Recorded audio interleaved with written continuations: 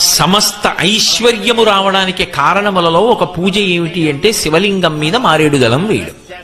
మారేడుదలం ఈనెలు శివలింగానికి తగిలితే లక్ష్మీ కటాక్షం.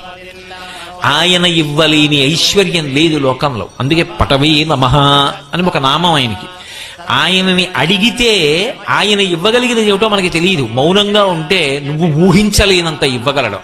ఆయన శక్తి సామర్థ్యములు అసాధారణములు. ఒకానొకప్పుడు ఉపమన్యువు అని మహాభారతంలో తల్లి దగ్గరికి వెళ్ళి, అమ్మా పిల్లలందరూ పాలు తాగుతున్నారు, నాకు పాలు ఇయ్యి అన్నాడు. పాపం ఆవిడ పేదరాలు, పిండి కలిపి నీళ్ళు ఇచ్చింది. ఆయన నీళ్లు తాగుతున్నాడు పిల్లల్లోకి వెళ్ళి. పిల్లలందరూ గేలి చేశారు, అవి పాలు కావు, పిండి నీళ్లు మీ అమ్మ ఎక్కడి నుంచి ఇస్తుందిరా, నీ తండ్రి ఇప్పుడు లేడు కదా ఇక్కడ అన్నాడు. ఆయన పరిగెత్తుకు వెళ్ళి అడిగాడు, అమ్మ నాన్నగారు ఏరమ్మా, పిండి నీళ్ళుట కదా, పాలు కావుట కదా అన్నాడు. ఆవిడంది విసిగిపోయి, తండ్రి లేకపోవడం ఏమిట్రా, శంకరుడు నీ తండ్రి. ఏరమ్మా అన్నాడు. తపించు కనపడతాడు. వెళ్ళి పిల్లవాడు పట్టుదలతో తపస్సు చేశాడు, ప్రత్యక్షమయ్యాడు బాలుడి భక్తికి. ఏం కావాలన్నాడు. పిల్లవాడు కదూ, పాలు కావాలన్నాడు. మరే నేను శివుడిరా, పాలా అడిగి ఇంకేం కావాలన్నాడు. నాకు పాలే కావాలన్నాడు. మరి పిల్లలతో మాట వచ్చింది కదా.